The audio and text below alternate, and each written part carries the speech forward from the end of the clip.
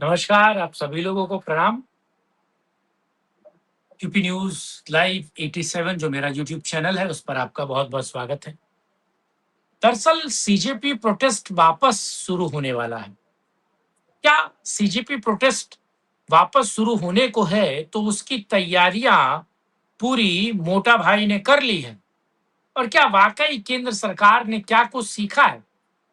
और अभिजीत दीपके या सौरभ दास किस तरीके से केंद्र सरकार को घुटनों पे लाने के लिए तैयार है? और क्या देश वाकई जग चुका है और देश अब समझ चुका है जिस तरीके से ताबड़तोड़ एक्शन इस देश में अलग अलग राज्यों में इन तिलचट्टों को लेकर हो रहा है, तो क्या तिलचट्टों का तेल निकालने की तैयारी सरकार पूरी तरीके से कर चुकी है? क्या सीजेपी प्रोटेस्ट दोबारा जंतर मंतर पर होने को है? क्या कुछ प्लानिंग है, या फिर काठ की हांडी वापस चढ़ने को तैयार है? या वो कहावत कि काठ की हांडी बार बार नहीं चढ़ती, ये चरितार्थ होगा।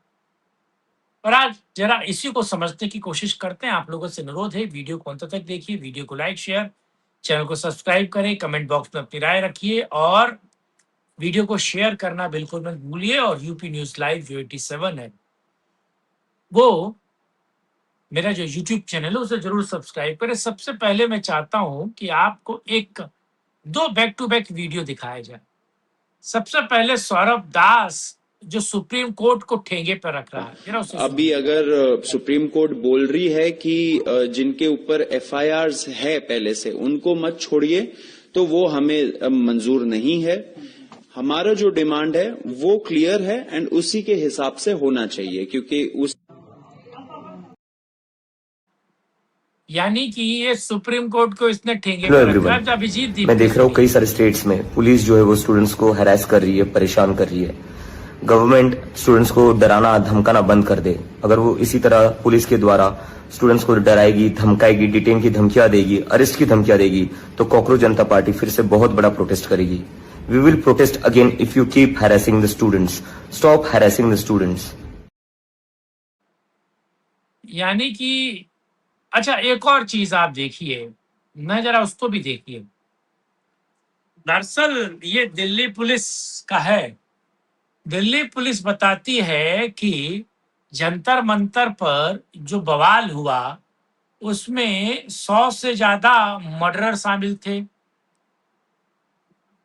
3873 इसमें रेपिस्ट हैं, इसमें हीनियस क्राइम वाले हैं, इसमें राइट्स करने वाले हैं, इसमें पॉस्को वाले हैं, इसमें रेप वाले हैं, इसमें मर्डरर हैं, इसमें मोलेस्ट करने वाले हैं, इसमें आर्म्स एक्ट वाले हैं, इसमें रॉबरी करने वाले हैं, इसमें डकैती करने वाले हैं, और इस देश को आग लगाने वाले इस सीजेपी प्रोटेस्ट जो कॉकरोच जनता पार्टी का प्रोटेस्ट था, उसमें तकरीबन 3873 लोग जो हैं वो अपराधी थे, अपराधी। तो क्यों ना सीजेपी कॉकरोच जनता पार्टी को क्रिमिनल जनता पार्टी कहा जाए? क्योंकि क्रिमिनल अगर 3873 आपके पास हैं और आपके साथ वहां मौजूद हैं, जिनको एआई के फेस रिकग्निशन जो सिस्टम है उसके मातहत दिल्ली पुलिस ने डिटेन किया, देखा, जांच पड़ताल की, और अब तो एक सॉफ्टवेयर है जिससे ये पता चल जाता है कि आप पर कितने आपराधिक मुकदमे दायर हैं और आप कैसे वांछित हैं। अब जब दिल्ली पुलिस ने बता दिया कि दिल्ली में 20 जुलाई की हिंसा में तकरीबन 3873 अपराधी उस प्रोटेस्ट में हिस्सा ले रहे थे, तो क्या अभिजीत दीपके और सौरभ दास चाहते हैं कि दिल्ली पुलिस उन अपराधियों को माफ कर दे, उन अपराधियों को डिटेन ना करे?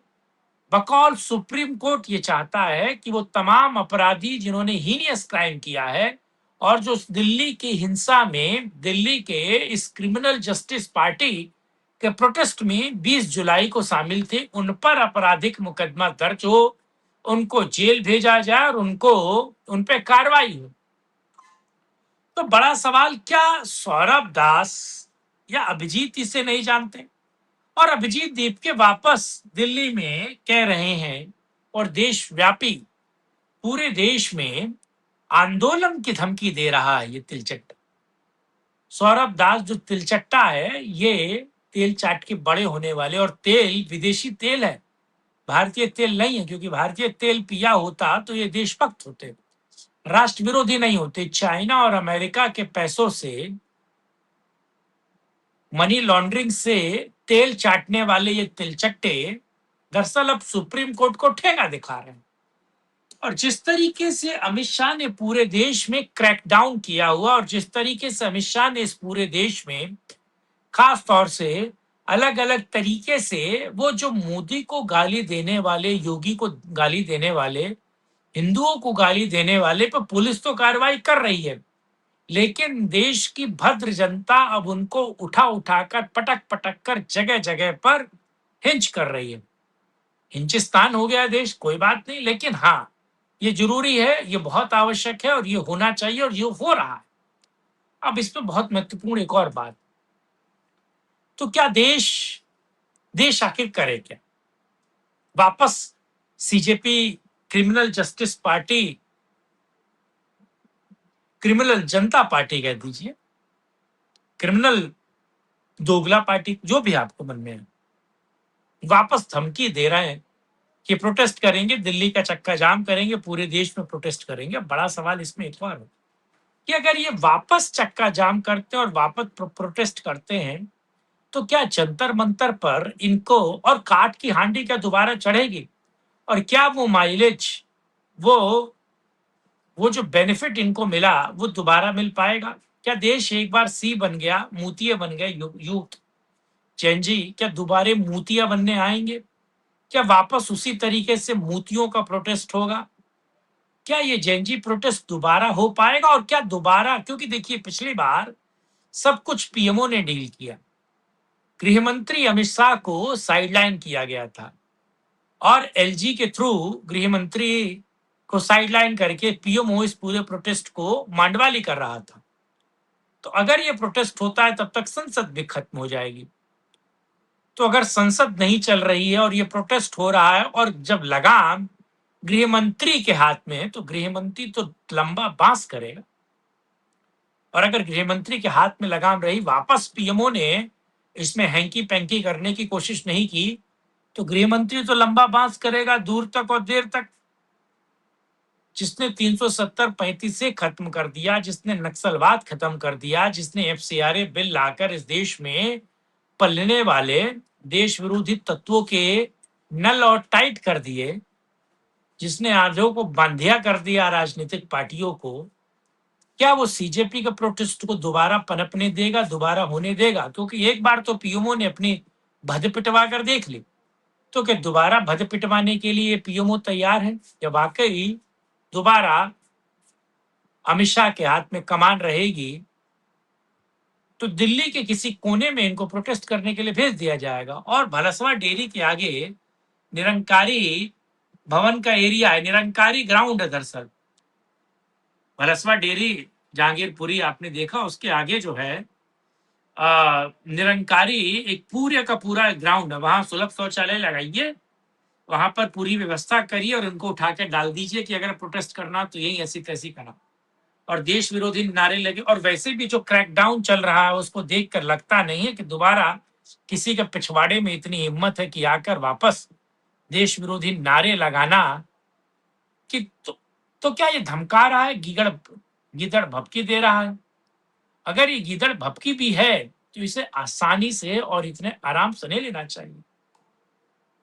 क्रैकडाउन जो अमित शाह कर रहे हैं वो और बढ़िया, बेहतर और बहुत मजबूत तरीके से होना चाहिए, क्योंकि जितना मजबूत होगा, देश के गद्दार और देश के दुश्मन उतने बाहर आएंगे और जेल की हवा खाएंगे। और इसमें चूकना नहीं चाहिए, क्योंकि लगातार देश विरोधी तत्व सर उठा रहे हैं। ये वीडियो आपको कैसा लगा कमेंट बॉक्स में तैयार रखिएगा। वीडियो को लाइक शेयर, चैनल को सब्सक्राइब कीजिएगा। जय श्री राम, वंदे मातरम, हर हर महादेव।